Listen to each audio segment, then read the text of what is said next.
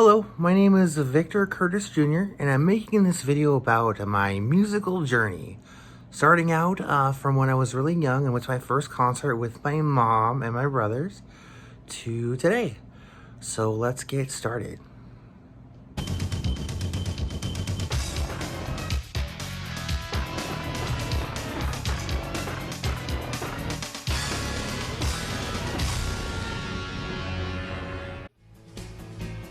So for the first part of this video, I'd like to talk about the Judds.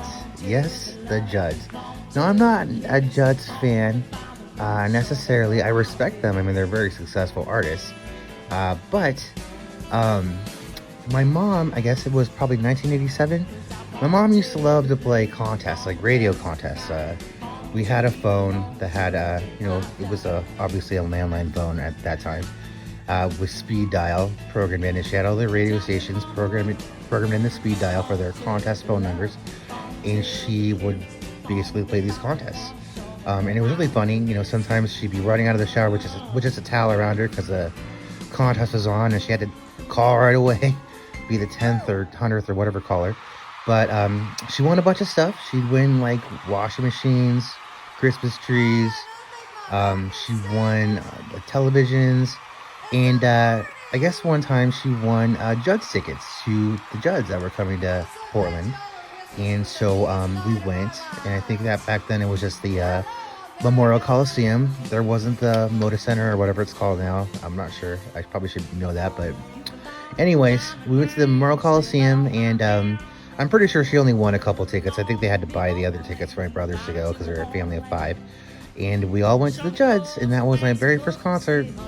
Yep, country music, the Judds.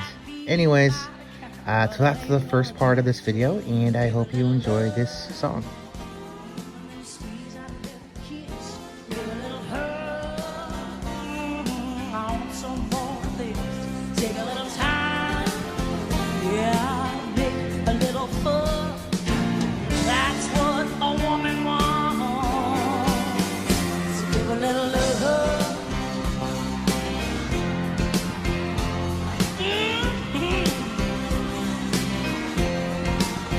Get this, you can be some big hunk, handsome, dark and tall.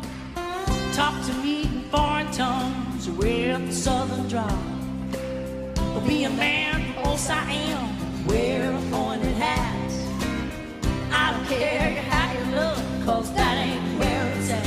Give a little love, a little squeeze and a little kiss.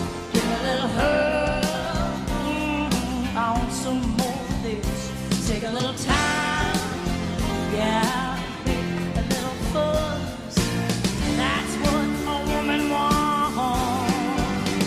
So give a little love. Now, hey, you know what we're talking about, girls. We want the real thing. There are men who'll turn your head, knock you off of your feet. Sweet talk and big blue eyes make a poor heart skip a beat. Drive you wild with a smile, and then they'll treat you cruel. I ain't gonna fall for that, cause mama didn't raise no fool. Give a little love, a little squeeze and a little kiss. Give a little hug, I want some more of this. Take a little time, yeah, make a little fun. That's what a woman wants. Just give a little love.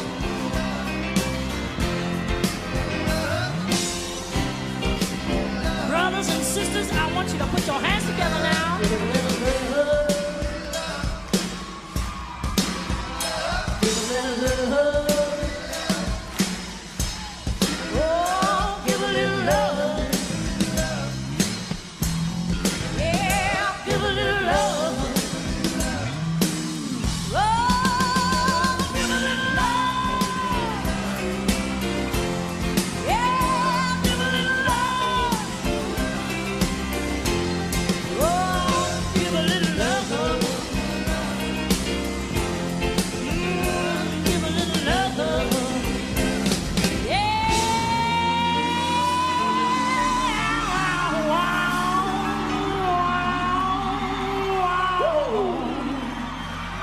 She's gonna testify. Give a little love. Oh, that felt good. So, yeah, the Judds concert was pretty fun for being 7 years old.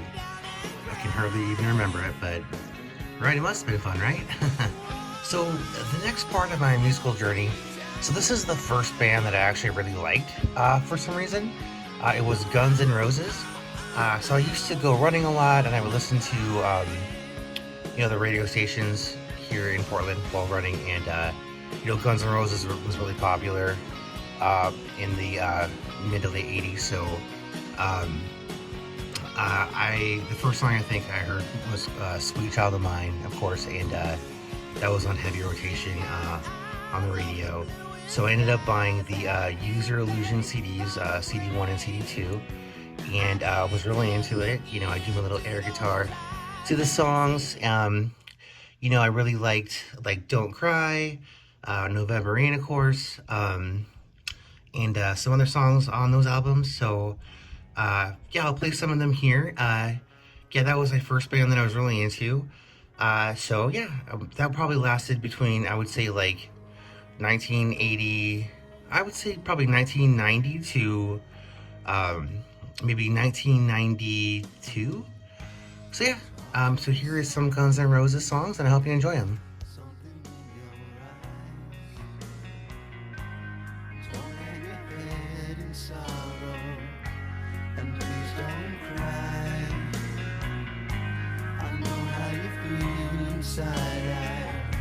I've been there before.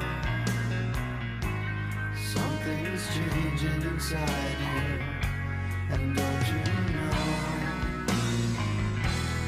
Don't you cry tonight, I still love you, baby. Don't you cry tonight. Don't you cry.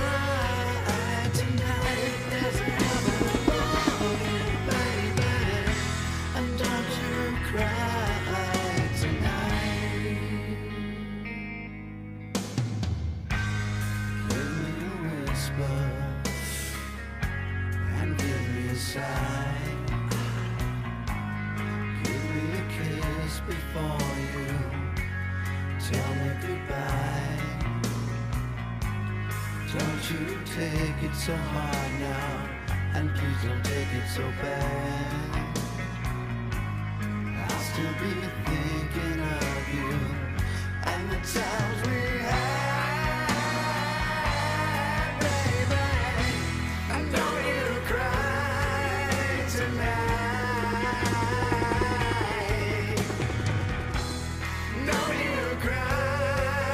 Tonight, don't you cry tonight. There's a heaven above you, baby, and don't you cry.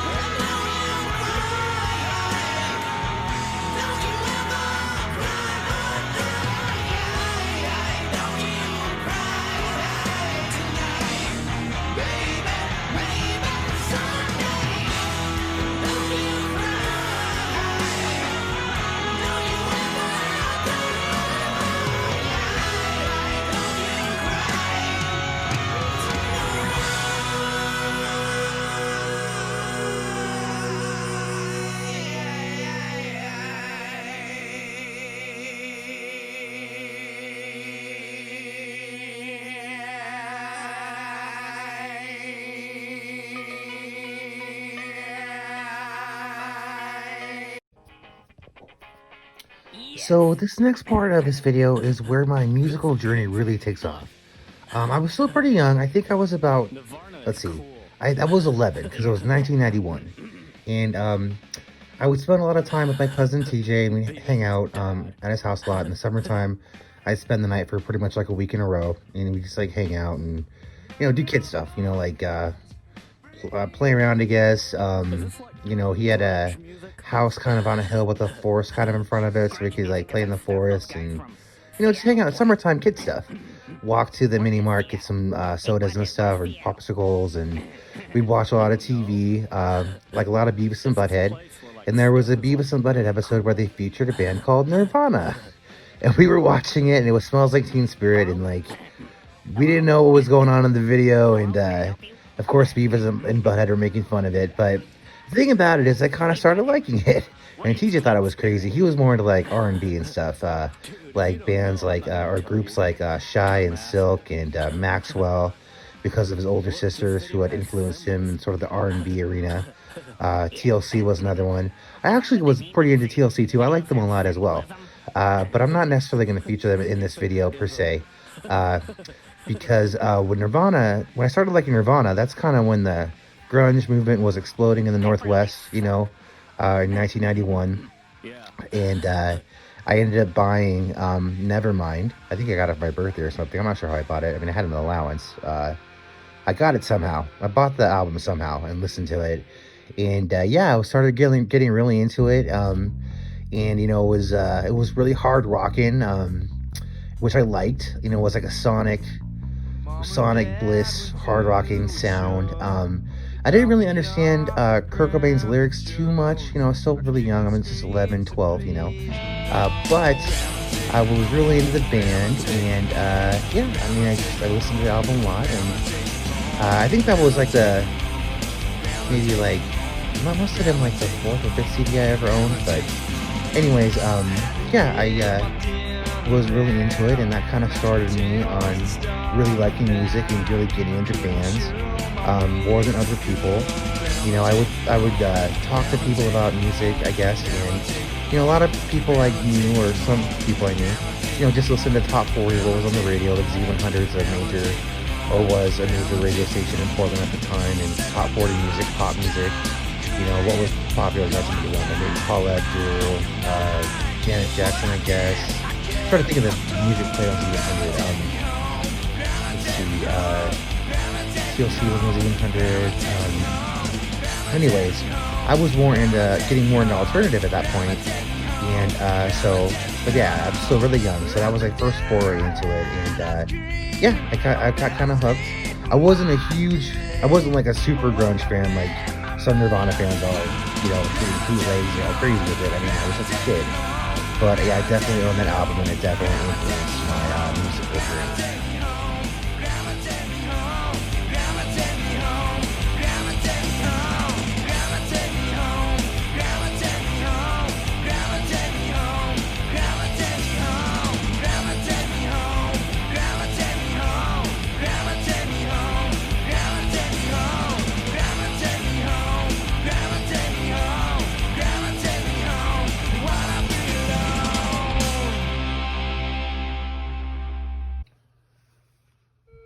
So this next part of my video is really important to me.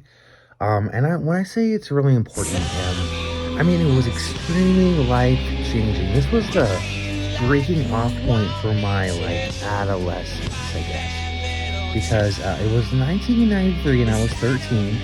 And again, just like when I was discovering Nirvana, my cousin TJ and I were still hanging out a lot, and but the grunge movement was exploding, and he had purchased Pearl Jam's Versus album when it first came out, and it really influenced him. I thought Pearl Jam was cool. I wasn't as influenced as he was necessarily. What really influenced me actually was he bought the CD first, and I kind of discovered it. I apologize if my talk that I'm trying to give kind of jumps around. I'm just trying to remember everything. I know I probably should have written down what I want to say, but I'm kind of doing a stream of consciousness, like open flow way of making this video. So what had happened in 1993 was so TJ was into Pearl Jam and Soundgarden. So both of those albums dropped, and the Soundgarden album, the Steely Man on it, and Pearl Jam's Versus. Both of those albums were huge when they dropped, and he had both of those. I liked those bands, but I wasn't necessarily super into them. I kind of was still doing my Nirvana thing, kind of, and I was also into Queen and so like Guns N' Roses too. But what really influenced me the most and kind of changed my life forever was the Smashing Pumpkins. So I didn't have cable. My family didn't have cable when I was younger. It was just number one. It wasn't offered in my area, like, so it would have been really expensive for us to get it. Like, I think we would have had to like get like satellite or something. Like, the cable companies just wasn't offered in our area yet. So basically, we had like just the basic network TV channels, like ABC, CBS, NBC, and then of course there was the UHF channels. There was channel 12, and then 49, and I think 32. Like, I don't think the WB network was around back then, but there was some sort of channel in between. But this was actually, I believe it was on, I want to say, let's see, what channel was it on? I think it was after Saturday Night Live. I don't think it was on NBC though. I think it might have been on maybe 49 or 12. It was called Bohemia After Dark, and it was like a music video type show, being on for like maybe an hour or two after SNL ended on Saturday nights. So being 13, I watched a lot of TV. Of course, I'd stay up on Saturday and watch SNL. And then I had a TV in my room. And just one night I was watching Bohemian After Dark, and they featured a lot of alternative bands. And the Smashing Pumpkins Today was featured. And like, I don't know if it was the video or if it was the song that was getting to me, but it just seemed like the perfect sound for me. Like, it was very sonic, it was very rockin', but the thing about it is it wasn't too hard rockin'. The lyrics are definitely very palatable, and I learned later on what the song actually meant, that Billy Corgan was basically going through a really tough time in his life. He hated himself in the band. I mean, supposedly that's what he said. Darcy and James said, I'm not don't rub me the wrong way, like, I don't mean to like cross any lines or anything. Obviously I don't know these people, but you have to understand that like this like band like totally like shook me into my core. Like, I'd never heard like a sonic blissful sound like this before, and the core progression, like everything about the song just like totally drew me in the video as well. I really liked that they had a girl in the band, Darcy, the bassist, and I liked that she sang backup. I thought that it really added this element of like when you think of alternative rock, like that was like the perfect alternative rock band for you. So there was Billy Corgan, right, the guitarist, and he was a really good guitarist and really good soloist. And then there was James Iha, who I thought was a perfect complement to that. And being Asian as well just kind of added to that, like mystique. I thought that worked perfectly. And then Darcy being a woman in the band playing bass, and bass, traditionally, like, think about the thick strings of a bass. Like, I think traditionally bass is kind of like maybe a man instrument, quote unquote. Don't call me sexist. But I thought it was awesome that Darcy was there, and I loved her backup vocals on the songs. Like today, you hear her backup vocals. I thought that was really great. I thought it really complimented Billy's vocals and the harmonies and things. And then of course there was Jimmy Chamberlin, which is a really brilliant drummer. So I'm not a drummer myself, but I have friends that are drummers or were drummers, and they would always cite Jimmy as a very talented drummer. And so yeah, this band just like blew me away. And TJ, my cousin, actually had the album first, Siamese Dream. So I didn't have that, so I was able to listen to it at his house. And I would listen to like, Terror Rock and Quiet. Basically all the songs on the album are good. And when I say that it was like the perfect sound for me, like, just, it was very, I loved Billy's solos in the songs. I thought the chord progressions, I liked those chord progressions. They drew me into the songs. Um, I mean, basically, that's what really sparked my interest in alternative rock and like kind of changed my life. Of course, I got the record and I listened to it like over and over and over and over and over and over and over again, like over and over. So basically, yeah, it really changed my life. I was really affected by it, and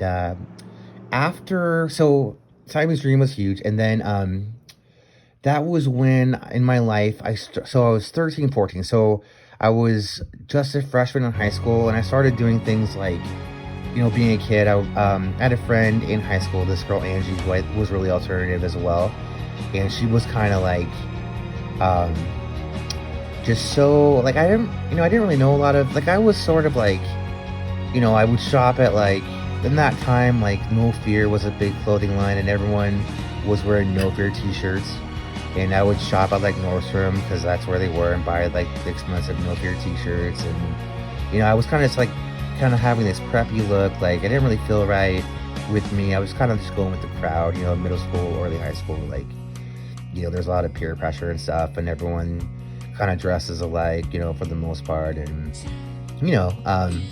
so anyways, when I met Angie, like, she was super alternative, and like she would do things like take the bus downtown, and we would go to Ozone Records, and you could look at bootleg CDs in there, and they had Manic Panic hair dye, and everything smelled like patchouli, and just like they had all these other alternative bands besides, like, the mainstream ones that were like Smashing Pumpkins, Pearl Jam, Soundgarden. They had all these other bands I had never heard of, and she would wear really baggy clothes and just had patches on her, like the Breeders patch and stuff, and punk patches on her backpack, and you could buy these patches, at the store, Ozone Records, and you could sew them or like iron them on, I guess, and it, like, what I'm saying, like, it had that sort of alternative look, and like, when you ever seen Clueless, when she talks about, Alicia Silverstone talks about how these boys basically fall out of bed and they have greasy hair, put in their baggy pants, and they're expected to spoon. I mean, that was kind of the thing in the, like, 1993, 94, baggy pants and, like, looking kind of dirty in a way, like, greasy, like, just kind of that had that, alternative style. And so, yeah, I was kind of really influenced by that. And, obviously I was getting older and I was more mobile. I couldn't drive, obviously, but I could take the bus anywhere I wanted to in Portland. And, a lot of times I'd end up downtown. And so, yeah, I mean, a lot of things were happening. So after Siamese Dream came out, there was a lot of, what I want to say, there was a lot of anticipation for the next album. And so I was all into, like, Spin Magazine and Rolling Stone, and as far as, like, learning more about the Smashing Pumpkins and things. And of course, Melancholy and Infinite Sadness was announced, a double album, and so I was really excited about that. And it dropped, basically. And funny enough, I didn't actually buy the double album right away. I waited like a couple months for some reason. I had recorded on tape 94.7 NRK in our town basically had broadcast a live concert of the Smashing Pumpkins at the Metro Theater in, I think it was October 1995, and I had that on tape, so I kind of listened to that. And of course they played like all the new stuff like Tonight Tonight, Jelly Belly, Zero, and so I had all that stuff and I was listening to that. And then a couple months later I did buy the album at Tower Records, and I was such a nerd. I like took my like school picture, I took a picture of myself somehow, and I cut it out and I actually pasted it in the Melancholy, like, because you open up the CD and there's a picture of the band. You like, you fold across, you fold up the liner notes, and there's a picture of the band there, and I put my picture in there.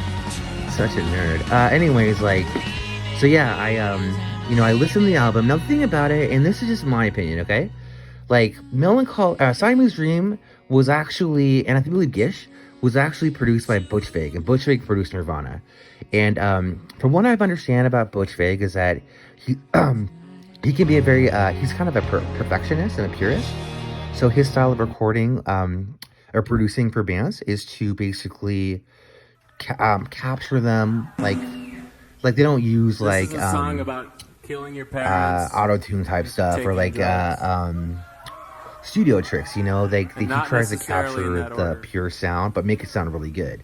Like Nevermind sounds really I'm good. not The scared of guitars you and tones and things sound very We're gonna crisp, burn your and it's very eyeballs sonic, out you know. after the show. We're going to As kidnap well You don't as even know I'm Siamese half Dream was for the Belgian. same kind of way. It Just be nice to me. was very Siamese Dream was kind of like a wall of I'm a sound, but very fellow sonic as well. patriot. Like he was able to really bring out this sound that really pulls you in. It sounds really good, you know, and that's kind of his job, right? As a producer, like he's supposed to record the band and make them sound, you know, as good as he can. And he's a perfectionist, you know. They have to do many takes, and I think Billy Corgan talks. I watched a interview with him recently where he talked about the Gisher and about the song Rhinoceros, and how there's a line in that where it says she knows, and they did that for like over like days and days. And I never knew that. I mean, it's that type of perfection with Butch Vig. So the producer on Melancholy was Flood, and Flood had produced, I believe, Depeche Mode and things. So Flood, the producer, was more of a his style of producing, his style of recording was a lot more.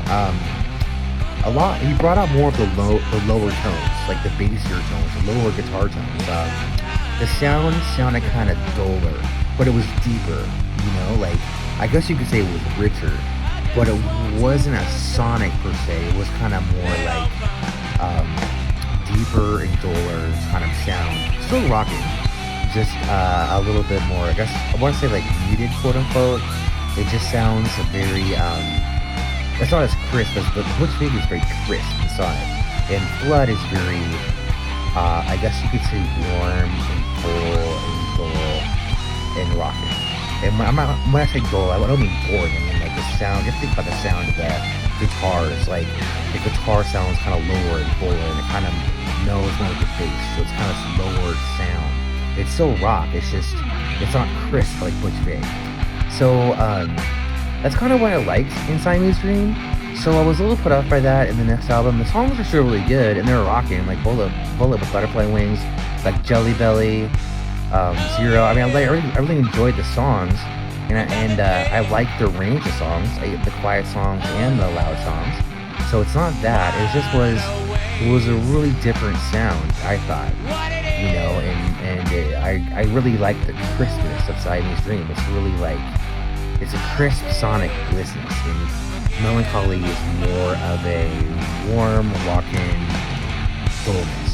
You know, I don't think dull is the right word. I'm trying to think of the right word for the sound. It's just lower. You know, it's lower and fuller, warmer, but that crisp rock sound really gets me going. So when it was like less crisp, it kind of like turned me off a little bit. I did really enjoy the box set when it was released. Out the Airplane Flies High. So that was a lot of B-sides from the Melancholy record, and I thought that the Zero B-sides were excellent. There was a song called God, and it's so rocking. And then there's also Through the Mouths of Babes, which is also very rocking. And I understand that, you know, they have to pick and choose the songs they're going to include on this double album. So, but the B-sides were excellent.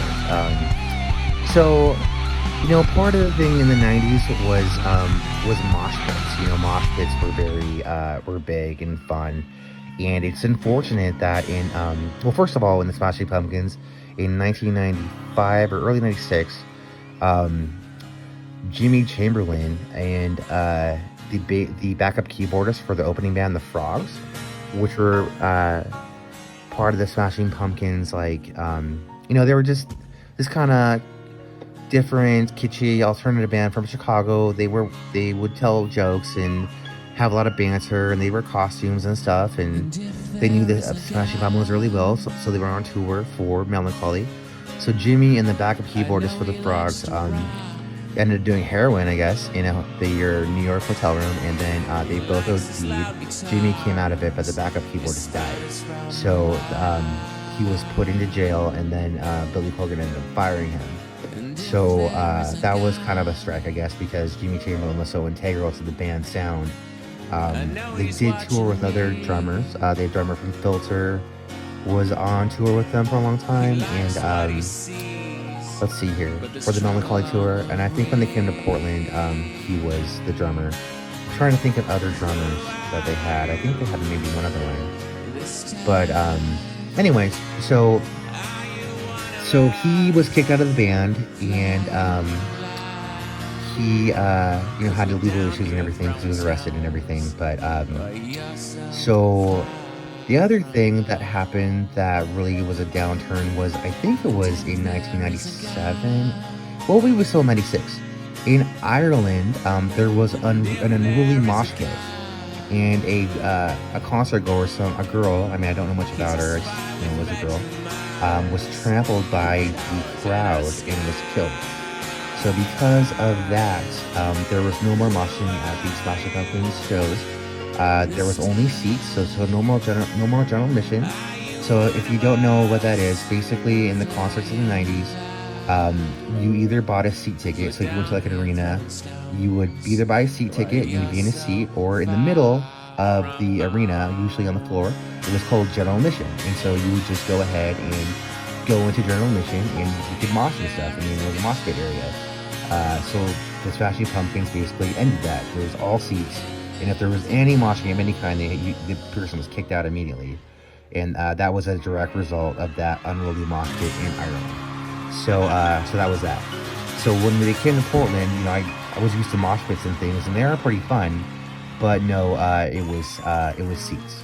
So it was still a good concert and everything. It's just, I mean, that was kind of the turning point. I mean, mosh pits could get kind of unruly. Technically, in a mosh pit, it's not about like hitting each other or punching or anything. It's just about reacting to the music and the rockiness, and you kind of jump up and down, or you can kind of bang into people next to you, but you're not hitting them. You're just kind of banging into them, and then you kind of get pressed together in the crowd, and people like crowd surf and stuff, and yeah, you can get a boot to the head.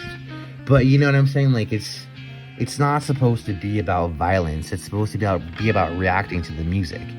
And so, I got kind of used to that. And at that concert, that Smashing Pumpkins concert in Portland, that was kind of the end of the mosh pit era. Like, a lot of bands were kind of moving away from mosh pits, and the crowds and stuff were changing, and moving away from mosh pits as well. And the music was getting kind of softer. I don't know if the 1991 to 1993 era in these bands, it was so explosive. And then, as the albums progressed, Pearl Jam having Vitalogy, and if you listen to No Code, it's a lot quieter, of sound. And the Smashing Pumpkins, after Melancholy, they made Adore, and basically that album was very quiet as well. They didn't have a drummer, so they used a drum machine, and they basically went back to their roots because in the very beginning of the formation of the band in the late 80s, I guess middle 80s, they also had used a drum machine then. I think Jimmy Chamberlin joined the band in 1988, and I think they started in like 86, 87, so you know what I mean? So they kind of went back to their roots. And so it was kind of a quieter album, a little more techno style, but not really, But if you listen to songs like Perfect, things like that, it's more about like techno kind of style. And so basically, yeah, this band really influenced me in that era. I all the way through high school. And as I said, I kind of became more and more alternative. I started wearing like cords, like Jinko cords, and had a I had a Bad Religion gas station t-shirt. It was obviously a used gas station t-shirt that they just ripped the patch off of and then sewed a Bad Religion patch on and sold it for $30. Like, it was like the buttons are ripped up. I mean, it had sweat stains. It was a used gas station shirt, but it was punk, right? So it's cool. You know what I mean? Like, that's the thing about being in high school. I kind of found my niche in the alternative scene. I wasn't like a jock or anything like that. I was like an alternative kid. So I had my headphones in all the time, listening to alternative music, and wearing the cords, doing the, having the alternative shirts and the patches on the backpack, and the Vans are, kind of skater type shoes, baggy clothes. Let's see what else.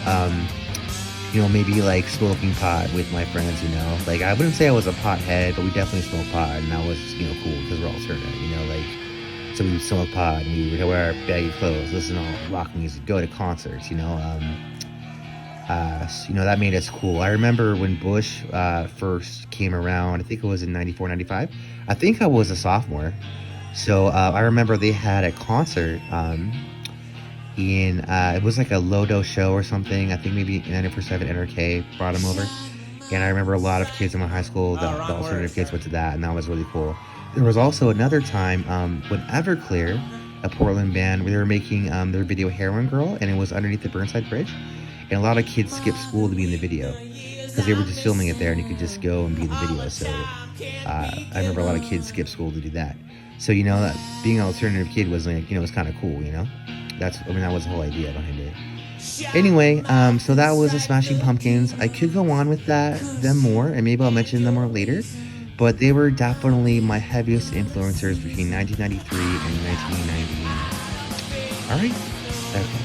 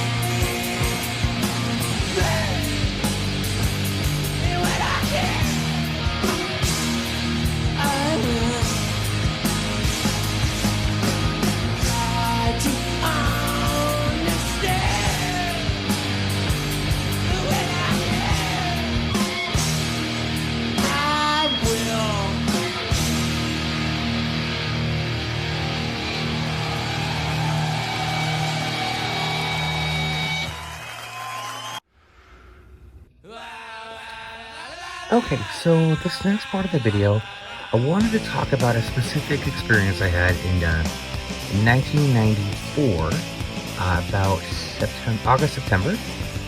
So basically, my cousin and I were hanging out again. It was summertime, and my Uncle Bob, his dad, was building a deck in the back of their house on the hill, the one behind the forest, and or in front of the forest. Anyways, he had a really nice view of Portland from there, and they wanted to build a deck and then have a hot tub on top of it, and that was fine. It was a lot of work. They were basically building it themselves, I believe. There might have been some workmen, but I can't really remember. All I remember is that his dad basically offered TJ and I free tickets to any concert of our choice, as long as we helped him stay in the deck, which is cool. I mean, we were into it, right? Like, free tickets for kids. We don't have a lot of money, allowances, I guess, but that's cool. So we wanted to see, The Offspring was coming to town, I think that August, to Little Rosewood, I'm pretty sure. And we wanted to see them. It was the Smash Tour, the Come Out and Play Self-Esteem album. Like, yeah, we wanted to go to that. So we worked really hard, we stayed in this deck, and we finished it finally. And so we're like, all right, Bob, so buy us tickets to the concert. And of course, Bob didn't buy the tickets right away, and it's a really popular album, popular band, right? So they sold out. And so the tickets are gone. So basically, we're like, all right, like, I guess we can't get those tickets. So the next band that was coming through was Oasis, and they had the song Supersonic was on like MTV, Alternative Nation with Kennedy. Hey, it's Oasis, Supersonic. Let's all watch it. And so yeah, okay, well, we were into it. And then Live Forever, another single from the debut album, Definitely Maybe, came out. And so we were like, all right, so let's go to that concert. So Bob did buy us tickets to Oasis, and they're coming to Portland at the Roseland. It was fall, I'm pretty sure, because it was a little colder and like I'm pretty sure the leaves were falling and it was raining and stuff. But I was 14 and TJ was 15, and so his older sisters, I think it was Tanya and our cousin Vicky. So Tanya is 9 years older than me, I think. So she would have been 24, 23, and then I'm sure Vicky was like 24 because they're about the same age. And Vicky was actually living. Vicky, I think she's my second cousin because she is a Reed, right? So TJ's a Slayton and Bob is a Slayton. That's his dad. And the Reeds were Bob's sister, Barbara, I believe. So Barbara and Larry, and then their daughter was Vicky.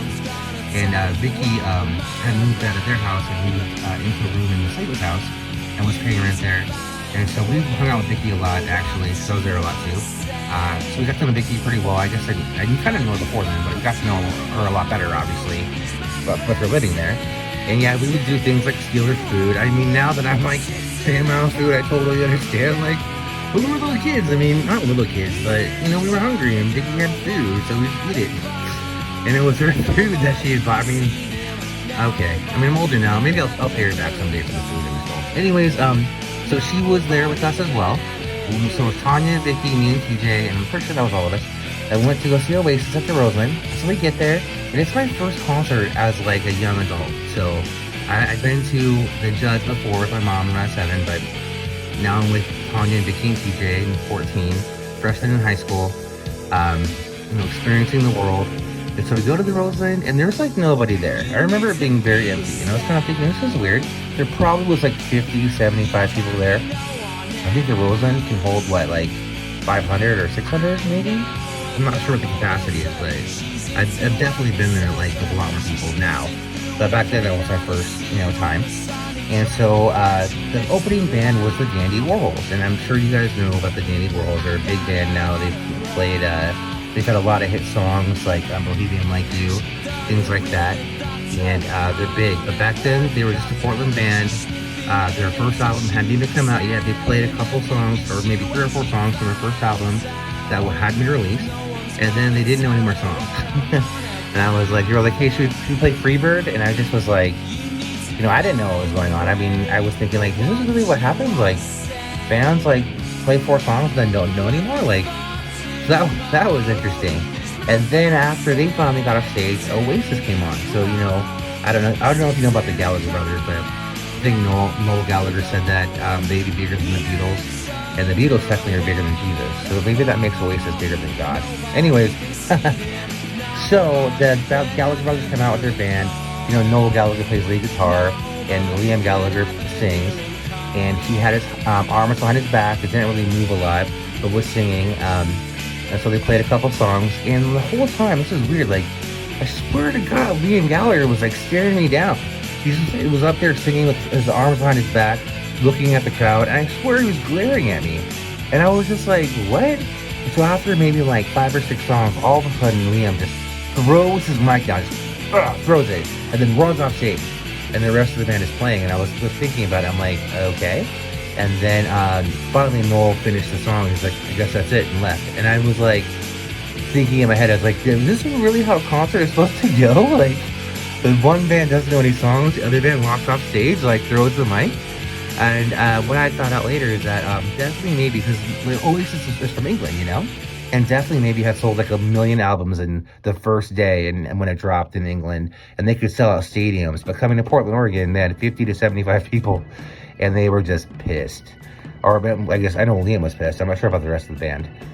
But anyways, yeah, that was my first concert experience as a young adult.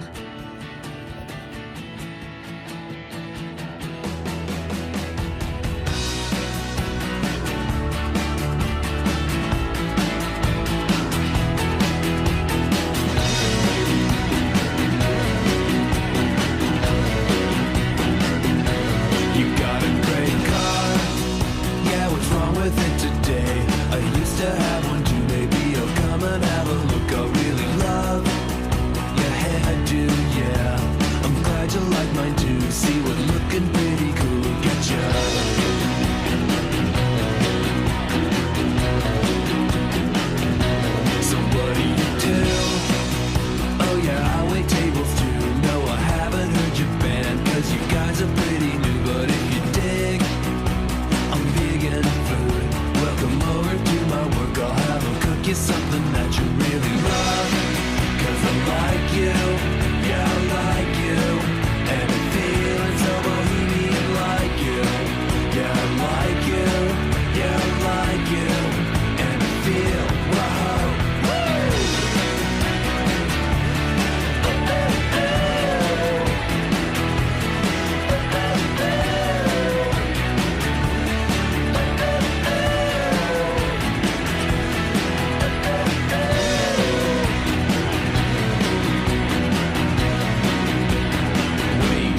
Who's that guy just hanging at your pad?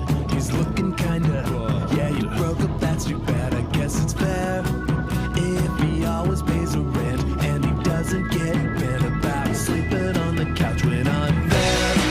Cause I like you, yeah, I like you. And I'm feeling so bohemian like you. Yeah, I like you, yeah, I like you. And I feel, wow.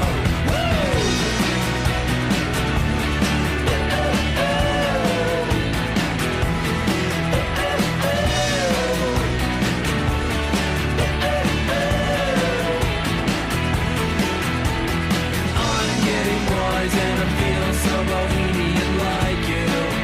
It's you that I want, so please. Just a casual, easy thing.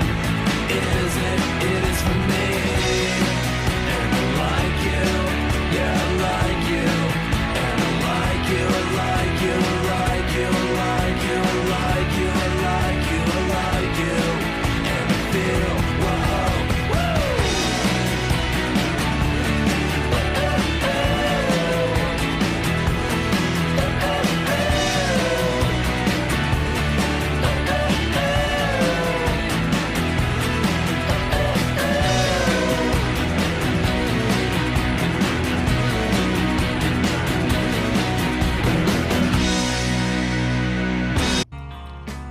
Alright, so for the next part of this video, I want to talk about my first mosh pit experience. So, again, it was my cousin TJ and I were freshmen in high school. I think it was,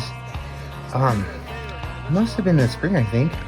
Maybe, but it was at La Luna, and, right across the Burnside Bridge. You just go across Burnside Bridge in Portland to the east side. I think it's on, you go up to, I think, 8th Avenue and turn right. And it's right there, or was right there. There's a little building near Pine Street. It used to be called the Pine Street Theater. Anyways, after our Oasis experience, we wanted to go to another concert. And we got tickets to Weezer for the Blue album tour. And so we went to Weezer, and the opening act was this woman singing folk songs, just her and her guitar. And everyone booed her off stage, and she left the stage flipping off the crowd. And then Archers of Loaf came on, and I never really heard much of Archer. I mean, I'd never heard of them, but they were like, I guess, grunge punk like band sort of. Anyways, everyone started moshing, and that was my first mosh pit experience. I think I had like a boot in the head. It was really fun though. I mean, moshing isn't about like getting violent or like hitting people or punching people. It's just about the crowd kind of surges, and you get pushed into people, and there's people crowd surfing, and people are kind of getting smashed at the front, and everyone's kind of jumping around, and that's really what it's about. But the concert was really fun. Definitely recommend Weezer's Blue album and Archers of Loaf. Definitely two good bands. And here's some of their music now.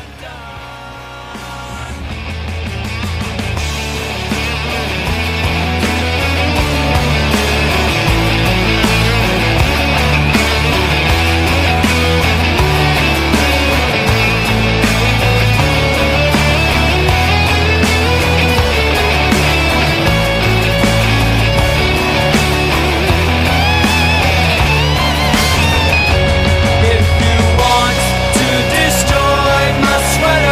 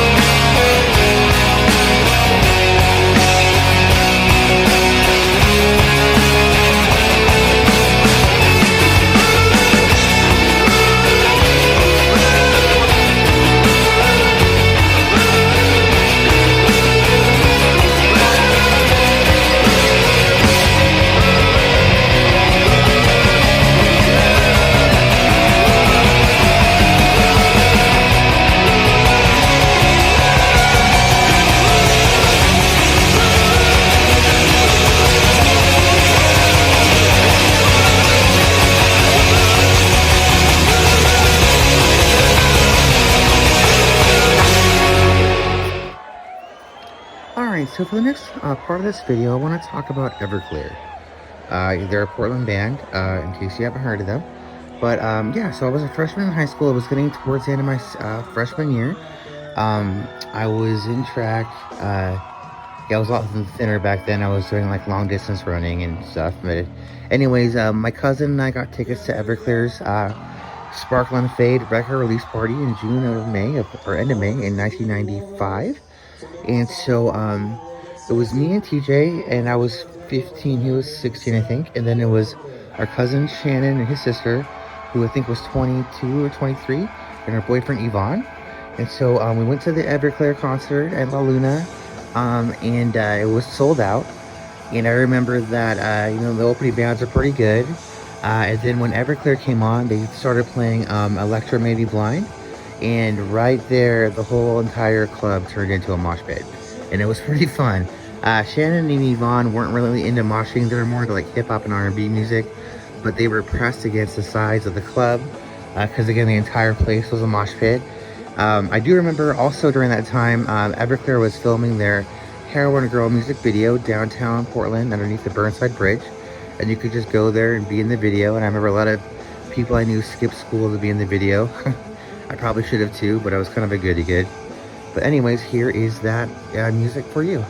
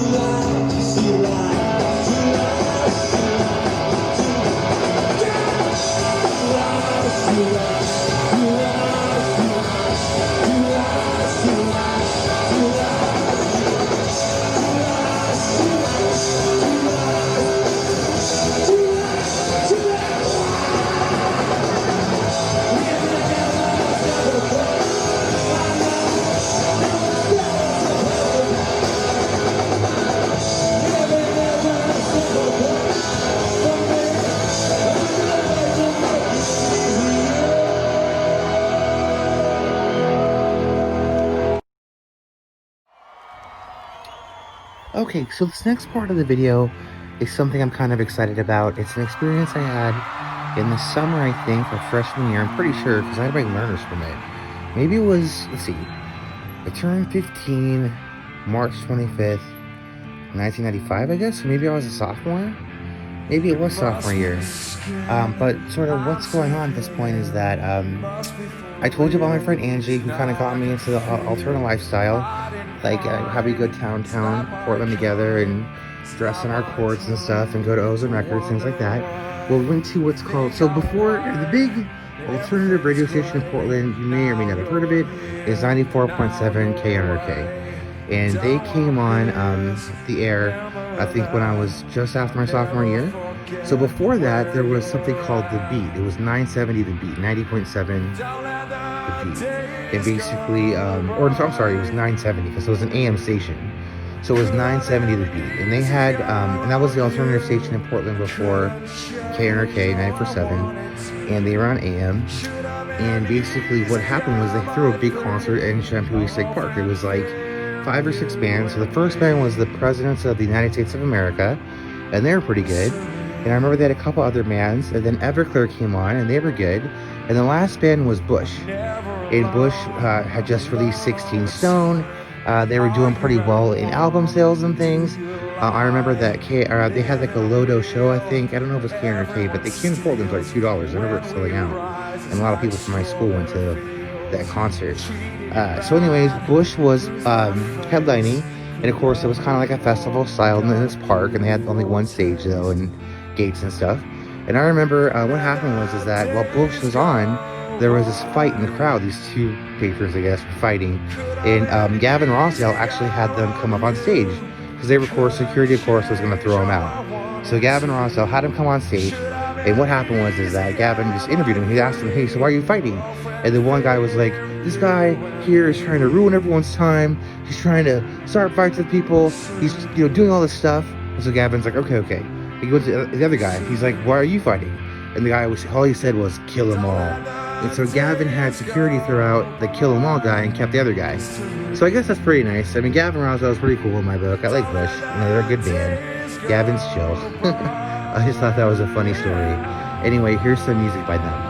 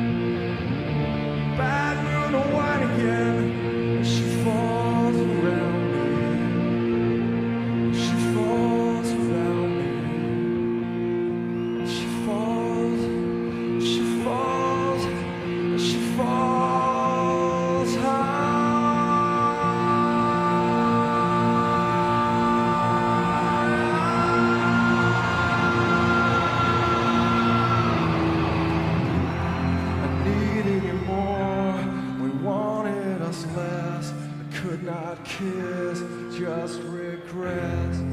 Might just be clear, simple and plain. Well, that's just fine, that's just one of my names. Don't let the days go by.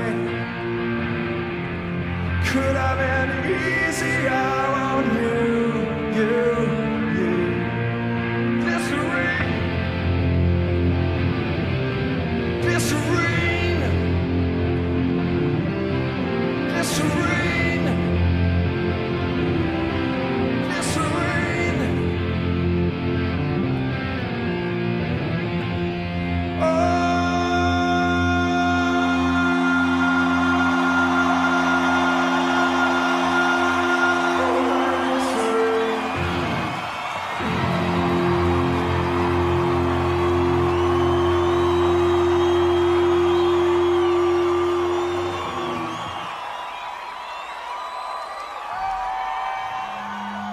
Thank you!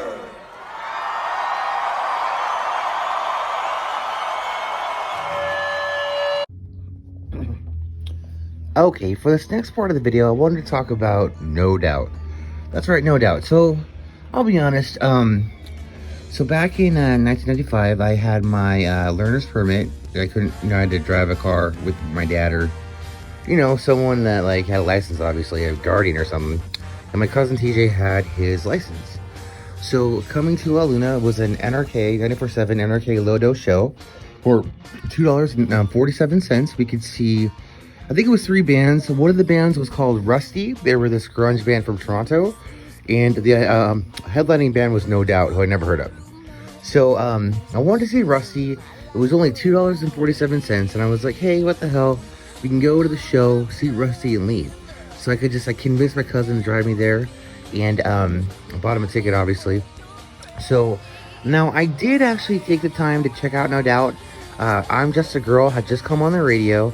I went to Blockbuster Music, where at that time Blockbuster Music was the only store, unlike Tower Records, where you could take any CD in the store, go to this counter. They had this little counter area, and they would open up the CD for you, pop it in a CD player, give you some headphones, and you could listen to the whole thing. So they were the only store in town that would let you do that. If there was Tower Records, of course, other record shops said no, of course you couldn't do that. You had to just, whatever was on the CD was on the CD. You couldn't preview it. But yeah, so I went to Blockbuster Music, and I was like, all right, let me check it out. Picked up Tragic Kingdom, checked out the songs. It was okay. I mean, it's like punk ska, pop sort of style. And I was like, yeah, because I'm always more to like grungy sort of hard rock and like Nirvana style music. And anyway, so we went to the show, and we saw Rusty, and we kind of just hung around. We could have left. We just hung around, and lo and behold, who should come on stage but Gwen Stefani, No Doubt. And of course, she had some crazy outfit on, and the first song they started with was Spiderwebs, and the whole place just erupted. There was something like 250 people there, and it was crazy. Like, their energy on stage was insane. Like, I'll be honest, I've never been so impressed with the band. No Doubt. I don't know how they are today. I mean, it's been what, 15 years? Like, I don't know how they are today, obviously, but back then I was really impressed. It was an amazing show, and I'm not into like ska, punk, pop really that much, or I wasn't at the time, but they converted me. Like, their show was amazing. So, and I can't believe I saw them for only $2.47. Just 3 months later, I saw them again at 94.7's Big Stink 1, which was a festival in Estacada. I forgot, maybe 10,000 people or something, 20,000. There's a lot of people there. By that time, No Doubt was playing stadium. So, yeah, it was really awesome to see them in a little club for little money when they were pretty much just debuted their album. So, I was so lucky. I wish I had a video of that concert because it was amazing. So, kudos, No Doubt, and here's some of their music.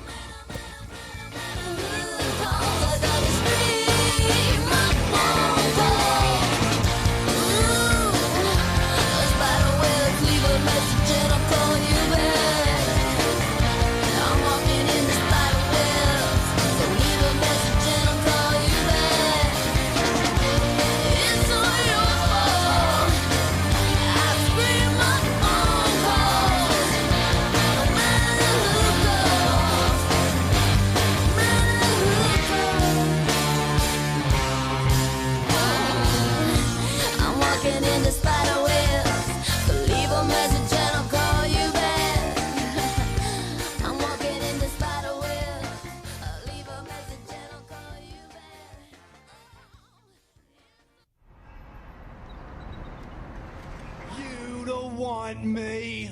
Alright, so the next part of this video I want to talk about my punk days. So after about 1995, I got really into like NoFX and Bad Religion, like Pennywise, things like that. So just kind of as a side story, so when I was 14 in Westview High School, I was still pretty preppy and stuff, and I was in English class, and there was this girl there named Naomi who was totally punk. Like, she had like the ripped up punk pants, the gas station shirt, and she talked like Beavis and Butthead. And I'm actually gay, I'm homosexual, but I was in love with her. Like, she was crazy, and I was just like, wow, you're just insane. I didn't know all about you. And she told me all about punk, and she gave me a NoFX tape, and I listened to it all like over and over. And I bought a Pennywise album, and I gave it to her, and she said it was okay. But basically, yeah, she kind of got me started on this punk trip. And I met some other people at my high school that were there from California, and they were into punk too. So I went to see NoFX, and I saw Bad Religion on the Gray Race tour, and I saw the Vandals. So yeah, just kind of a little mashup of my punk days, and we'll kind of move on from there, because the rest of the 90s kind of sucked. So we're going to kind of pick it up in 1998 when I went to college, and we're going to start raving right now.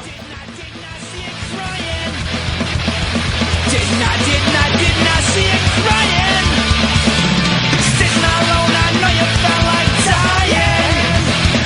Didn't I see it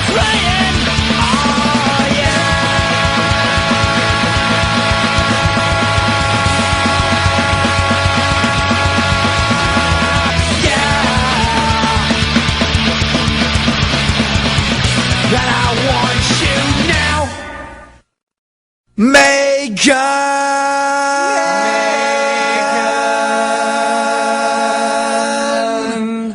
She don't eat bacon. She never killed a sweet little innocent piggy to get bacon.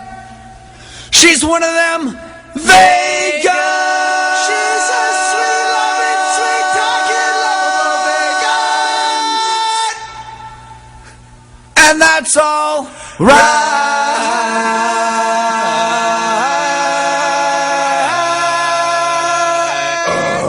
Walk. So I had to kind of rework this section of the video because I did forget about this band, and I definitely wanted to include them. They're a local Portland band called Hazel. So my friend Angie, that alternative girl that I was hanging out with my freshman and sophomore year of high school, she handed me the CD from this local band, Treater Love, Hazel's debut album. And I listened to it, and I thought it was great. Like, it was poppy, kind of grungy music, but they're from Portland, and they were like my second favorite band after the Smashing Pumpkins for years. So I loved the album Treater of Love, and then I anticipated in 1995 the album Are You Gonna Eat That? And it was a little bit different sounding. They definitely changed their sound, but it was still good. There were still a lot of good tracks on that album. And I went to some of their shows, and believe it or not, if you know the band Sleater-Kinney, they're kind of a bigger rock band. They were like Carrie Brownstein was on. She was on Portlandia with Fred Armisen, and basically she was on Sleater-Kinney. So when I saw Sleater-Kinney for the first time, I was at a Hazel show in Portland at La Luna, and I remember. So it was like, this is like in like 1997, I think, and so basically they come on, and people started kind of moshing, and they stopped the music. And they're like, you know what? If you want to do this moshing, this slam dancing, you can go outside in the streets, and you can slam dance all you want in the streets, but we don't want you moshing here. And I just was like, what the hell? Like, because everyone kind of moshed. I mean, I realized it was later in the 90s, and moshing was kind of on its way out. But still, I was just like, what the hell? And Hazel, of course, came on and was really good. Anyways, I'll play some of Hazel's music here. They're definitely a great band. They're not really together anymore, but they had some great videos. So they had like a dancer on stage that would dance with them when they played, and I just really enjoyed their music. So here is some of their stuff.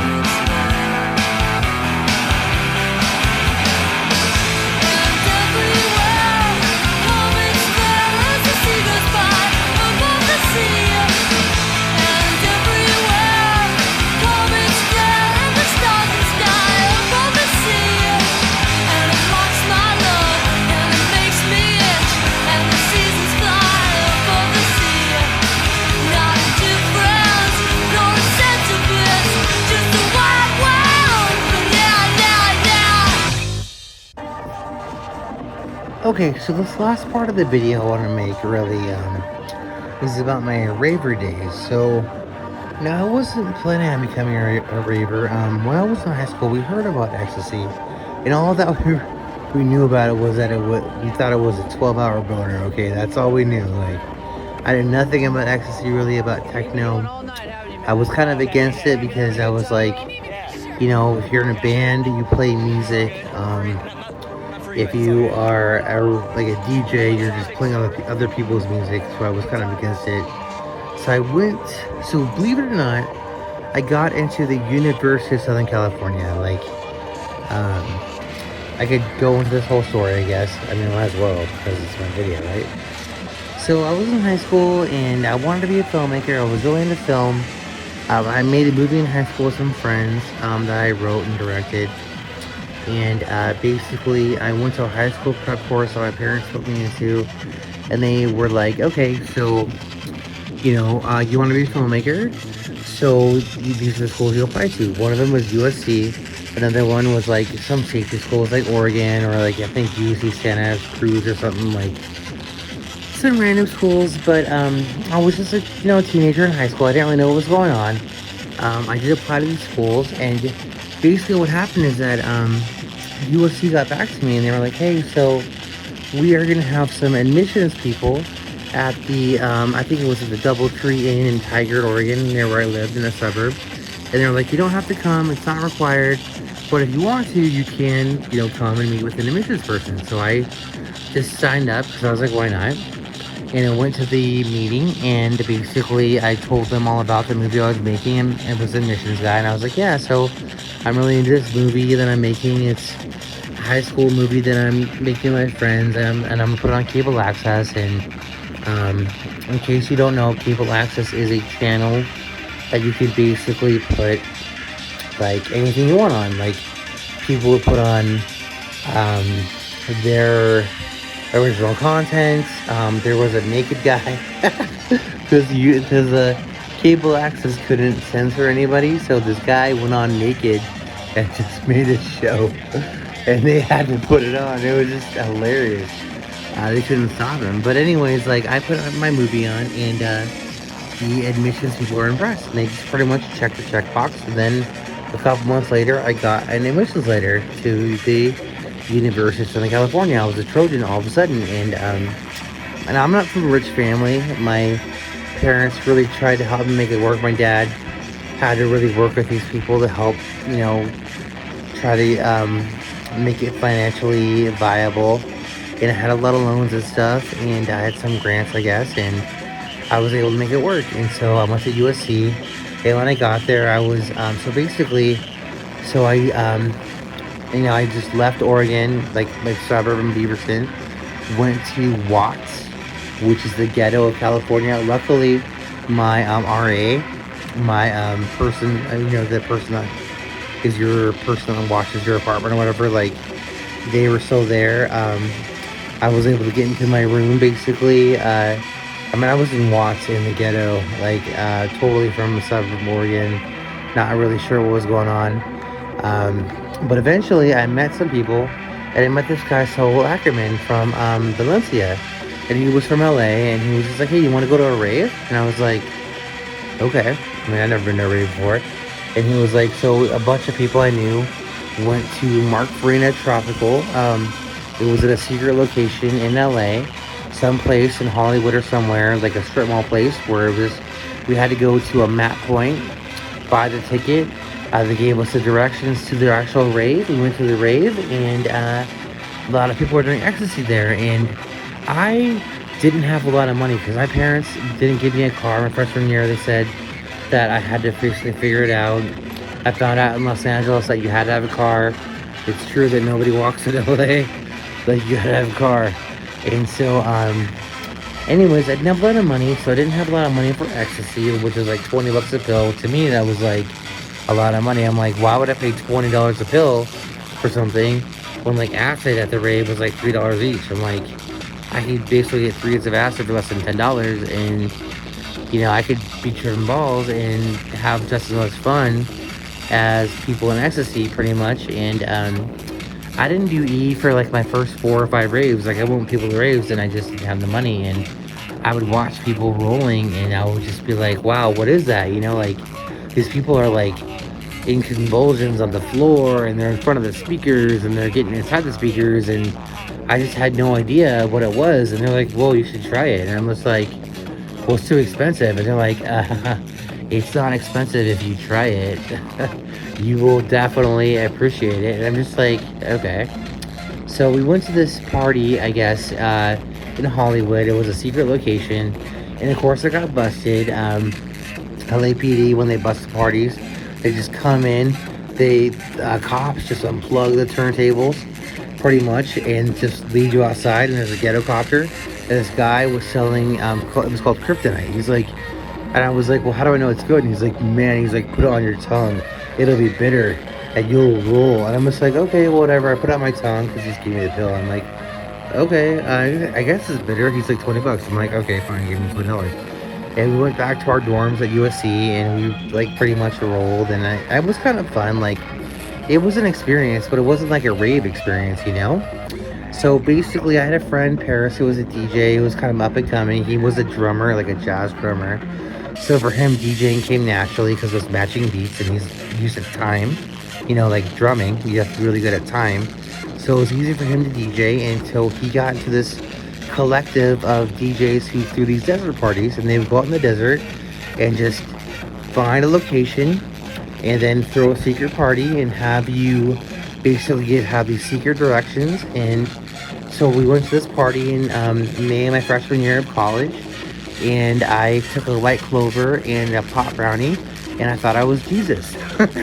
I mean, I don't know if you've tried ecstasy before. I'm not promoting drugs at all, but like, I will tell you, my first time with this white clover and this pot brownie, I thought I was a shaman. I thought I could predict the future. I was running around this party just like, I am God, like, I will bless you.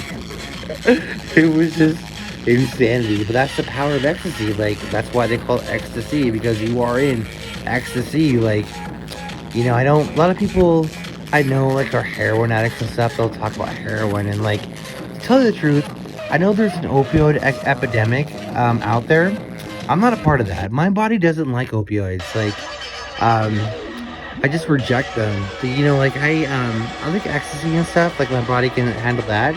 But like, people talk about heroin, and it's like, it's the best feeling because you're just in this velvety glove, and my body hates it. Like, I've actually tried heroin, and like, it's just, my body rejects it. Like, it doesn't like it. Like, I feel like I'm car sick. Like, people puke and they're like nodding, and I'm just like, you know what, this isn't a drug for me. I don't like it.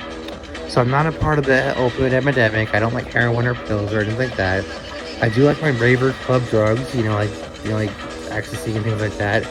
But even to this day, honestly, like, after, it's been what, that was like 1999. It's now like 2020. Like, it's not the same as before. My body isn't the same. Like, I'm pretty much done with drugs. Like, I did them. It was fun. I still love the music. I love house music. I love dancing. But I'm just not a drug. I can do it sober. It's fine. Like, I love dancing sober. Like, I love the music. I love house music. I love trance. I don't need to be on drugs. I don't need ecstasy to do it. Like, I love DJs. I love the way they mix. I love listening to their sets. I love dancing, and I don't need drugs. The music is a drug. That's all I can tell you is, if you need drugs, you're missing out, because the music is the drug. So, drugs do enhance things. I will admit that ecstasy is a cherry on top of the dance scene. However, you don't need them. I don't need them. I don't need drugs to enjoy. I can be totally sober at a rave or a club event, and it's totally fine. I don't need alcohol. I don't need ecstasy. I don't need drugs. I can appreciate the music. I can dance. I love DJs. I love talking to DJs. I love music. I love records. I love the scene. And I don't need to promote drugs or be a druggie or do drugs at all. I'm happy to be sober and dance. And that's totally fine. And that's me at 40 years old. An old raver. And I can still dress up in all the clothes and everything. The big pants, the beads. And yeah, I'm fine, and I don't need drugs, and I'm not promoting drugs, and I don't, recommend you do drugs. I will say I've done them, and I did enjoy them when I did them, but this day, at this point in time, I don't need them, and I don't promote them. So, if you do drugs, I won't judge you, because I did drugs too, but it's cool. Like, I'm for the scene. I'm here to help the scene. I love the scene. I want to give back to the scene. I know I'm happy to be a doorman. I'm happy just to help. I'll labor. I'll set up speakers. I don't care. Like, I'm totally happy to help. And I'm totally happy to lug a record bag around for a DJ. You don't understand how heavy a record bag really is. Like, I've done it, like, for DJs. It's just like lugging their shit around. And it's just like, the record bag. Think about it being at a gym, and like the heaviest weight you can think of, that's their record bag. That's why people use digital now, just to let you know. So, yeah, I mean, this is kind of the end of the video. I know I kind of skipped over a bunch of stuff, but I love the rave scene, and I don't, like I said before, I'm happy to promote it. I love dancing. That's what it's about. It's about the music. It's about dancing. It's about being around people, like-minded people, love, you know, acceptance, plur, peace, love, unity, respect. I know it sounds stupid, but it's true. Like, this is the scene that I enjoy. I want to grow. I want to promote, you know, peace, love, unity, respect, dancing, records, not drugs. If you do drugs, again, I don't judge you, because I'm not a judgmental person. However, I do not promote drugs. That's gotta be, like, highlighted in this video.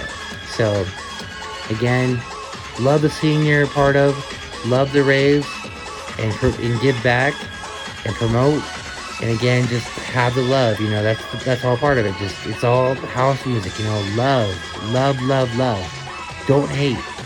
And that's what it's all about. If you can get that, then you're doing good. So I know I've skipped over the last part of this video. I could have made the very part a lot longer, but I just wanted to kind of get out my mantra, because I was converted. Like, I love the scene. I want to keep it growing. I want to keep it going. And the rock scene too. But the rock scene's okay. The rave scene needs help.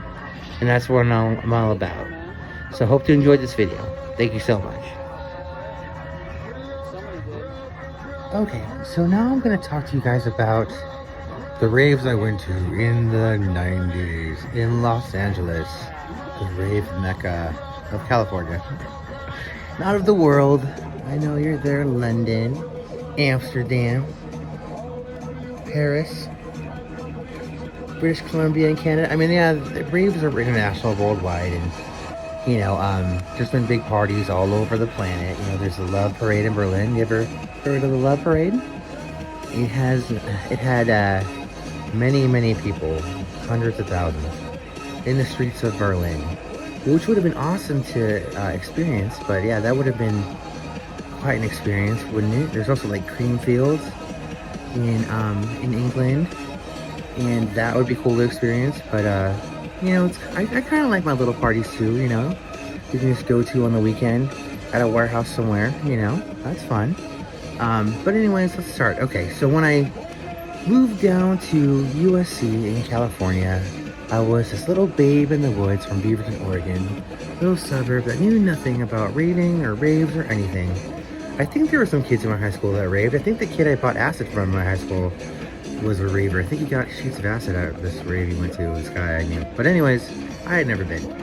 So I get to USC and I meet some people, and I meet this Colombian guy named Saul, who was totally insane to me. Like, he was a year older than me. He was in a fraternity, Phi Sigma Kappa, but and technically he got us in that fraternity too, all my friends and I. But he would take his rent money from his parents and buy ounces of weed and just not pay rent and just do crazy stuff like that. And you know, of course, we were having fun, smoking weed, drinking and stuff, you know, in school. I know, I'm 18, not supposed to be, but hey, come get me. So yeah, anyway, so that was kind of what we were doing. And we would also do things like get a bunch of acid and go to Joshua Tree. It's really fun. So if you've ever been to Joshua Tree National Park, it's a desert. It looks like Mario Kart. That's how I can describe it. If you've ever played Mario Kart, that's what it looks like. So we would take acid and just run around Joshua Tree in the night. So we just get there, you know, before dark, and then drop, and then just trip balls and run around. And we'd think we'd see snakes on the ground, and we were just hallucinating pretty much. We'd climb the rock formations. I personally didn't like spiders. There's black widows and stuff in there, and scorpions and rattlesnakes, and you have to watch out for all that stuff. But it was pretty fun. And then, you know, because in Los Angeles you can't see the stars because there's too much light pollution. But in Joshua Tree you could see the stars, and it was really fun. And yeah, we would just trip balls all night and then leave in the morning. And we'd always go to the Denny's in the Joshua Tree town or whatever, or the town right there, in the morning, and just take a bunch of tables and have breakfast after we trip. So we would trip and eat our feast at Denny's. But anyways, that was fun. And so what ended up happening is Saul was into raves, and he was like, hey, do you want to go to a rave? And I didn't know. I was like, what's a rave? And he was like, come on, I'll show you. And so I was like, okay. So we went to this place. Well, first we had to go to a map point. So that's how it was. So we went to Hollywood to this like strip mall place, a store, kind of like a 90210 if you ever saw that episode. And you pay them the money for the ticket, and they give you the directions. And then you get the directions and you go to the actual rave itself, which is this other strip mall area somewhere else. I don't know where it was. It's somewhere in Hollywood probably. But there was just a guy, like you couldn't really hear the music because they tried to keep it really hidden. But there was just a guy at a door, and that was it. So we went up to the guy and we had the ticket, and he kind of searched us, I think. I don't remember, like, I'm assuming he might have, but technically he just let us in. And we're in this like area, like place where there's DJs and, you know, people doing ecstasy and stuff. And I personally didn't buy ecstasy my first like 5 raves because it was so, for me, like my parents hardly gave me any money when I was in school. And they gave my, it was my freshman year, and didn't give me a car. They, you know, USC is really expensive. They were able to work with some financial people and get all the money that I needed like planned out, but I couldn't have any extra. So $20 was a lot of money. It was $20 for one pill of E, and like that was a lot of money to me. Like I was just like, I can't spend $20 on like one pill of something. Like, you know what I mean? Like $20 is like half an eighth of weed. It lasts for days, or you know, a few hits, or like 4 or 5 hits of acid, which also lasts. It's like one pill of something. Like I couldn't afford that. But all my friends did it, and so they were doing. I remember my roommate, or my friend Tom, had this girl with them, and they were just totally getting it on after they were rolling. And like, I was just like, "What is this drug?" Because I had found some guy inside that had liquid acid, and I think he sold me 3 hits for $10 or whatever. But that was still cheaper than $20, and I got 3 hits of it, not just one, you know. So, anyways, I was just tripping, and it was Mark Farina at Tropical. That's what it was called, and it was really good. And I was just, because when you're on LSD, you know, you like to analyze things. So I was just like analyzing the music and the mixes, and I was wondering, like, because I didn't know much about DJing, I was like, is he making these sounds up there somehow, or is it just the records? Or, and then I was like just concentrating on it and just trying to figure it out. But anyways, it was fun. And we went to a few raves after that, so that was fun too. So finally I decided I was going to try ecstasy. And so I went ahead and there was this party. Well, first of all, I got ripped off the first time. It was the Journey makeup party. So it was this party that had been busted. So the Journey party, they decided what they were going to do is they were going to have a map point, and then they were going to take people to a location and have like school buses or something bust them to the actual rave site. And the cops busted it. So they had the Journey makeup party, which was in Pomona, I think, and at this place. And it was totally not organized. I remember I bought this pill called Nipples from this guy outside, and it was totally fake. Like nothing happened. It was just like Tylenol or something. But we got in the party, and it was just pandemonium. Like, yeah, it was cool. There were people on the speakers and stuff, but there were also like no bathrooms. There was people just peeing in the corners and stuff, and it was really hot in there. And like, this makeup party wasn't really well planned. And I had a friend named Candy who was from I think DC, and she was a raver too, and I think she had taken a nipple and nothing happened, but she had money for another pill, and the guy that she got it from said it was like really good, and she was rolling. And I was trying to ask her questions about it, because I'm like, well, what are you feeling? And she's just like, oh my gosh, dude, I feel so good right now. And I'm just like, well, I want to feel good. I remember my friend Paris took me and put me in front of the speaker and said, if you're on E, you'll be okay here. And I wasn't, because that pill was fake. So anyways, that was that party. The next party we went to was this like trance underground party in Hollywood, another secret location with no permits, that also got busted. I got busted pretty much right away. The cops just came in and unplugged the turntables and kicked everyone out, and they lined us all up outside, and they had the ghetto cops on us. And I had the money. I really wanted to try, you know, ecstasy, but a real pill, right? But this guy walked by, and he's just like, X, because that's what they say when they're selling ecstasy. They'll walk by and they'll just say X, or they'll say doses, or they're selling acid or something. So it was just like X, and I'm like, hey, like, what do you got? And he's like, I got kryptonite, man. He's like, it's really good. And I'm like, yeah, I've been ripped off before. And he's like, no, you can, here, put it in your mouth. He's like, it'll be bitter, and you'll taste it. I'm like, okay, if you want me to put it in my mouth, you're probably okay. I'll give you my $20.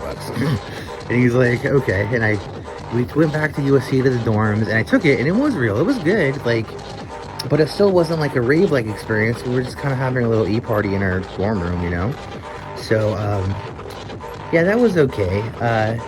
But then when I really felt it was my friend Paris was part of this group called the Roll Call, and they would have these secret desert parties, and they would just find a location, you know, in the desert, and so it'd be like you'd have to take the 10 freeway east, right, to the 215 to San Bernardino, and then you'd be in the desert pretty much, and you'd have an exit to get off of, like there'd be exit XXYYZZ or something. Get off of the exit, then you have to set your odometer because you need to go 2.5 miles down this one dirt road, look for the taco-shaped rock with a glow stick on it, and then turn right, and then set your odometer again. And so we'd have to basically, you know, try to find this party. And sometimes you wouldn't find the party. Half the fun of a secret desert party is that you might is finding it. So you might not, you know, if you can't find the taco-shaped rock with the glow stick on it, you don't know where you're going, you're setting your odometer, trying to follow the directions. If you get close, what you can do is just stick your head out the window and listen for the music. And just go that direction. Because you'll probably find it. Maybe. So, yeah, we went to a party, a Moon Tribe party in at Bakersfield. And we had to go through this Indian reservation. And we basically almost got there. Like, we couldn't find it. Like, directions ended. But there was this bridge and then this, like, mountain pass area thing. And we just didn't know if we were supposed to go across it. But we just went anyways, and we found the party. It was behind the mountain pass thing. It was a big open valley, and they had the DJs there, and it was I think it was like the Moon Tribe 10-year anniversary. So there was a lot of people there, and some naked people, of course. Those are kind of hippies, you know. But anyways, at the party I went to with Roll Call, I decided to take a pot brownie and a white clover, and I was just sitting in a tent, just ate it, you know, ate the two things. But a half an hour later, I was floating in the sky. Like, I thought I was a shaman that could predict the future, that could send love to people. I was sending love to everybody. I was just like, I want to send you love and happiness, and I want you to be happy. And I would hug them and say, I'm so happy that you're here, and this is the greatest thing. And that's what people do in ecstasy. That's why they call it ecstasy. You know, you want to send love to people. You want to love them and love them up. It's a love drug. Like, you'll love anybody. You'll hug them. You know, just long hugs, and all you have is your furry stuff on, your teeth and everything. But yeah, that was the first time that it really rolled. And I think that was the first time I really became a raver inducted. But anyways, so after that, just I wanted to talk, because I could go into a lot of detail about the rave scene, I guess. I'll go into a little bit. So I came back to Portland, Oregon in 1999. And the rave scene was kind of here too, a little smaller, but it was a lot more close-knit. So my friend and I went to this party at this club in like the warehouse district, and we met this guy named Scooby, who wasn't a dealer, but he had his people in there. And the way they did it is that you had to give this girl, I think her name was Monica, the money, right? And then she would dance, and she would sign to the speaker, like she had like a number 2 if it was 2 pills, or number 3 if it was 3 pills on her hand. And then what would happen is then the guy on the speaker would go get Scooby, and Scooby would give him the 3 pills, and then he would give it to Monica, and then Monica would finally come back and give it to you. And so we thought it was cool. We met them, and we actually got to know them pretty well. So Scooby was a nice guy. He was just a little older than us, and you know, just trying to make ends meet like everyone else, you know. So yeah, we went to a part basically that summer. We went to a rave in Portland every single weekend. There was a club called The Womb that would open up at midnight and then close at 12 noon on Sunday, so open midnight Saturday. And we would go there like every Saturday, and there'd be sometimes other parties and like the parking garages and stuff downtown. And the thing is Portland's a small-knit community as far as the raves go. Like, we would walk up in these parties every weekend, and we would know everybody because we met them all. And so getting drugs and stuff wasn't, I mean, we knew all the drug dealers. It's not, there's Gizmo, Scooby, a couple other people that we knew. Like, I mean, you throw a rock and you hit an e-dealer, right? So, so yeah, I mean, it was pretty fun. Like, you know, we had a pretty fun summer.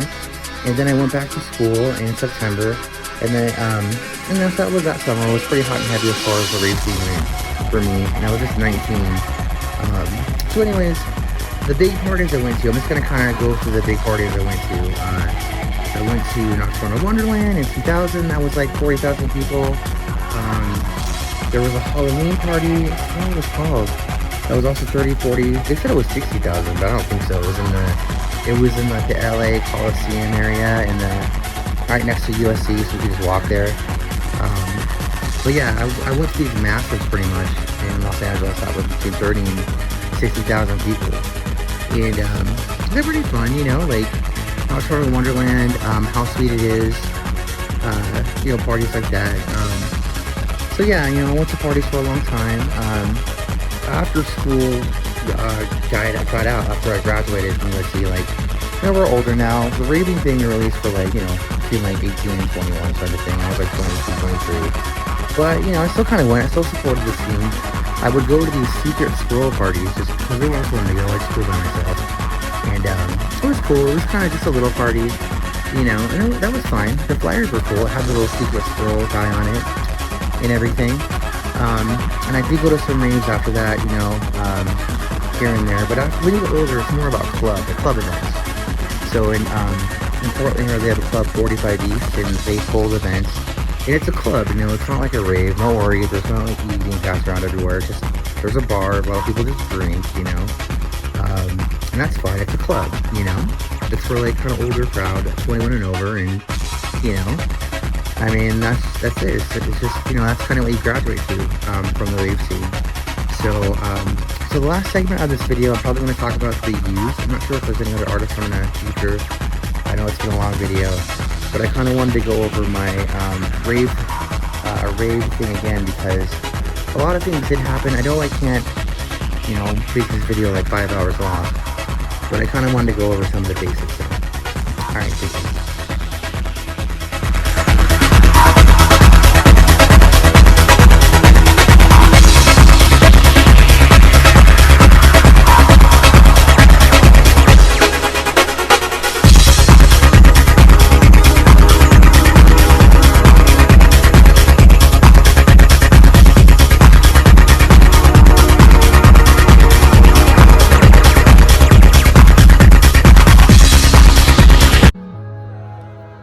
Alright, so the very last segment of this video is I'm going to talk about my love for emo rock music. Yeah, I kind of got a little bit emo for a little bit. You know, I had some relationship stuff that happened in my life too, and I could, you know, emo is great for that. You know, it's all about like relationships kind of, it's really rocking, punk-like, and, you know, you can really kind of headbang to it. So when I was living in Los Angeles, they played on K-Rock The Used. This is back in the early 2000s,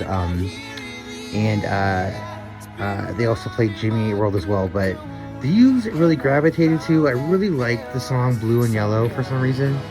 I really got into it, and so I really got into the band, and I bought some of their albums, and I kind of followed them when I came back to Portland, and so I had you know, Maybe Memories and In Love and Death, and then yeah, I went to some of their shows, and that's actually what kind of got me into making videos, was like recording them, just because, like, you know, I thought they were a cool band, so I wanted to record them, and I put them on YouTube. So there's some of their stuff in there, and yeah, I just got really into their music. I also got kind of into My Chemical Romance, and Brand New as well, and also Armor for Sleep. I just found Armor for Sleep actually, they weren't actually played on the radio or anything. I just was listening to Last FM. And there's some of their songs were in there, like I think it was Dream to Make Believe, but they were really a really great band. I love Armor for Sleep. They disbanded.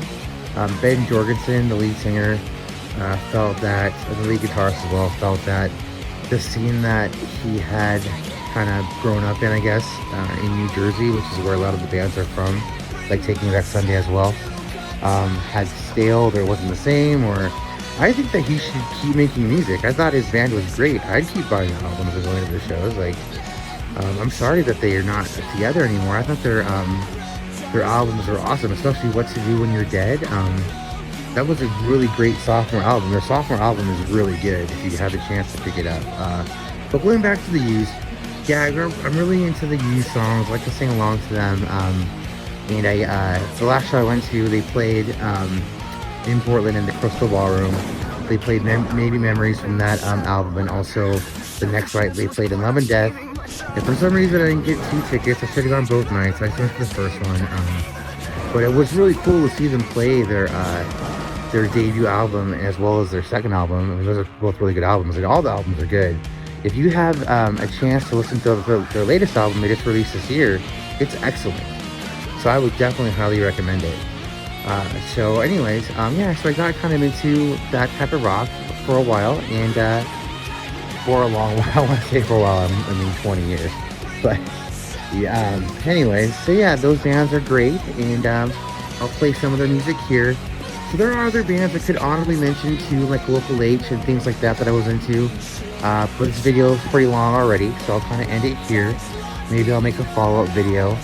But anyways, I do hope that you enjoyed my musical journey from conception to now. And yeah, I hope you enjoyed the video. And please leave some comments. You can comment anything you like. I like reading comments, and I'll answer some. And thank you so much for watching.